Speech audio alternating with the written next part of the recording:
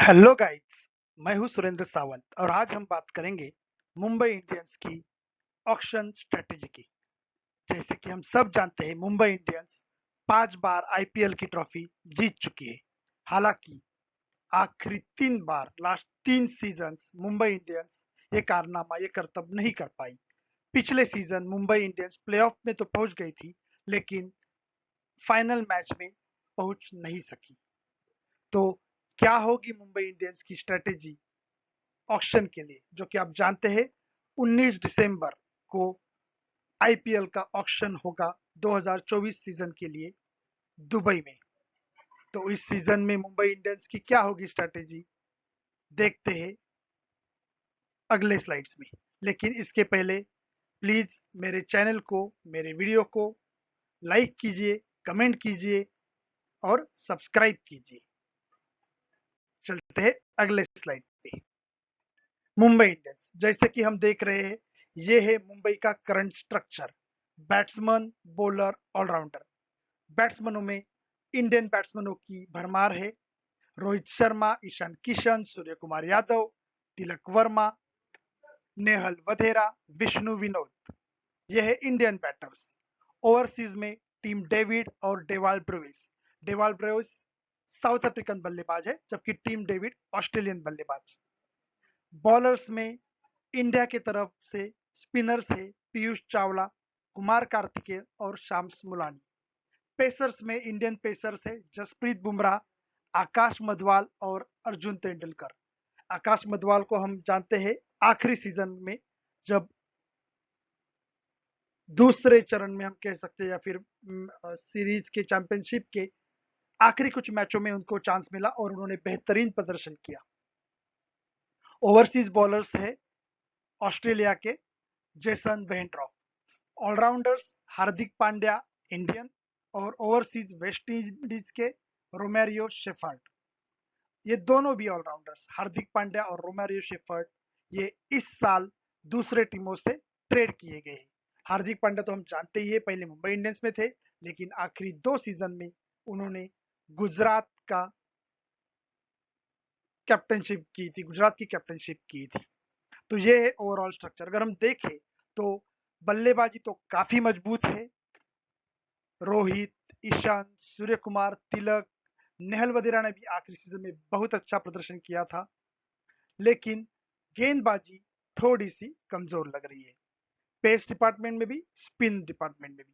Pacer में वैसे तो जसप्रीत बुमराह है, लेकिन वो इंजरी प्रोन है। क्या पूरे सीजन खेलेंगे? अगर खेलेंगे भी तो फिर उनको दूसरे एंड से कितनी मदद मिलेगी, ये भी महत्वपूर्ण है।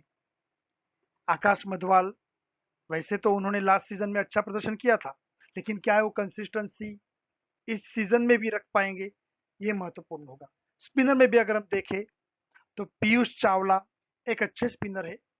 कुमार कार्तिकेय नए हैं, हालांकि उनका इतना प्रभाव अभी नहीं अपना वो दे सके हैं। ओवरसीज में भी अगर हम देखे तो सिर्फ जेसन वेंड्रॉफ ही उनके पास है। हार्दिक पांड्या फिलहाल इंजरी से जूझ रहे हैं। अगर खेलेंगे, जिसकी ज्यादा संभावना भी है, तो वो बैटिंग से भी योगदान दे सकते हैं, बॉलिंग से भी अच्छा योगदान दे सकते हैं। रोमेरियो शेफर्ड वेस्ट इंडीज के ऑलराउंडर है, एक अच्छे स्ट्राइकर है और साथ में गेंदबाजी भी कर लेते हैं। तो जैसे हम देख रहे हैं स्ट्रक्चर, एक बात तो कमी महसूस हो रही है, वो है अच्छे गेंदबाजों की। अगर करंट, अगर हम जो टीम देखी उससे अगर करंट 11, अगर प्लेइंग 11 बनानी है तो कैसी रहेगी? Rohit Sharma captain, Ishan Kishan wicket keeper, Surya Kumar Yadav, Tilak Varma, Nehal Wadhera, Hardik Pandya. अगर हम देखें, पूरी की पूरी टॉप ऑर्डर इंडियन खिलाड़ियों से भरी हुई है और सारे ही सक्षम बल्लेबाज है, अपने खुद के बलबूते पे मैच जिताने की काबिलियत रखते हैं। उसके बाद या तो रोमेरो शेफर्ड या फिर टीम डेविड, जैसे कि हम जानते हैं लास्ट सीजन से इम्पैक्ट रूल भी आया है। तो अगर आपकी पहली बल्लेबाजी है तो आप एक बैट्समैन लेके सेकंड इनिंग्स में बॉलर उससे रिप्लेस कर सकते हैं। तो रोमेरो शेफर्ड जो ऑलराउंडर है और उनके पास भी अच्छी खासी स्ट्राइकिंग एबिलिटी है। या फिर टिम डेविड, दोनों में से किसी एक को।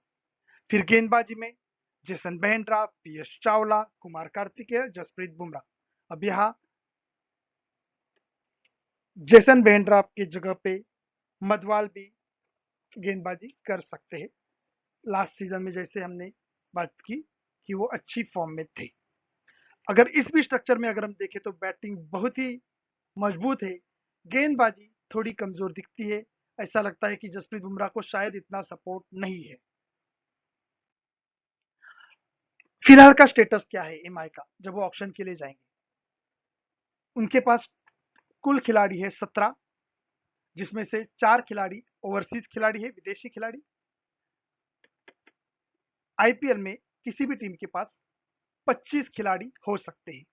तो अभी और 8 खिलाड़ी, ज्यादा से ज्यादा, जरूरी नहीं है कि 25 ही हो, लेकिन ज्यादा से ज्यादा 8 खिलाड़ी मुंबई इंडियंस ले सकते हैं। और ओवरसीज का लिमिट है 8 खिलाड़ी, जिसमें से 4 फिलहाल मुंबई इंडियंस के पास है। तो 4 विदेशी खिलाड़ियों को मुंबई इंडियंस ले सकती है। टोटल पर्स अगर हम देखें, टोटल जो अमाउंट मुंबई इंडियंस के पास है ऑप्शन के लिए, वो थोड़ी कम है। सिर्फ 17.75 करोड़ इतनी ही अमाउंट है। और इसका इम्पैक्ट तब होगा जब किसी बड़े खिलाड़ी के पीछे वो जाएंगे और दूसरी फ्रेंचाइजी भी उस खिलाड़ी के पीछे जाएगी, तो ये कम अमाउंट जो उनके पास है वो एक सरदर्द बन सकती है। बट जैसे हम जानते हैं मुंबई इंडियंस जानी जाती है अच्छे खिलाड़ियों को कम पैसों में लेने के लिए।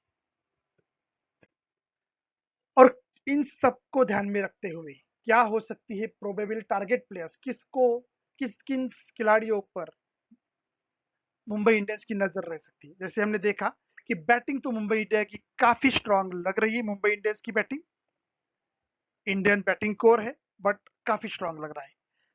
जहां पे कमी दिख रही है वो है गेंदबाजी की, जिसमें पेसर भी वो शायद ऐड करना चाहेंगे, स्पिनर भी ऐड करना चाहेंगे, और शायद अगर कुछ अच्छा ऑलराउंडर मिले तो उसे भी लेना चाहेंगे। तो देखते हैं किन पे उसकी रहेगी नजर। ओवरसीज स्पिनर अगर देखे जाए तो रेहान अहमद जो इंग्लैंड के स्पिनर है, वनिंदु हसरंगा जो फिलहाल इंजर्ड है, श्रीलंका के बेहतरीन गेंदबाज, मिस्ट्री स्पिनर, उन पे नजर रख सकती है। मुजीबुर रहमान अफगानिस्तान के स्पिनर है, ये भी एक मिस्ट्री स्पिनर जाने जाते हैं, वर्ल्ड कप में अच्छा प्रदर्शन किया है। और आदिल रशीद इंग्लैंड के, इन पे भी नजर होगी मुंबई इंडियंस को। जैसे हम ने कहा कि देखा पिछले स्लाइड में कि मुंबई इंडियंस के पास थोड़े पैसे भी कम है। तो ये कुछ ऑप्शन दिख रहे हैं कि जिनके पीछे मुंबई इंडियंस जा सकती है।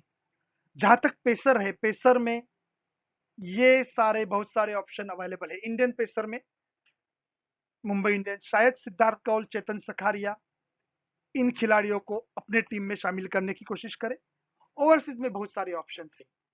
ऑस्ट्रेलिया का त्रिकुट, Pat Cummins, Josh Hazlewood, Mitchell Starc, ये इस ऑप्शन में रहेंगे और उन पे भी नजर रहेगी मुंबई इंडियंस की।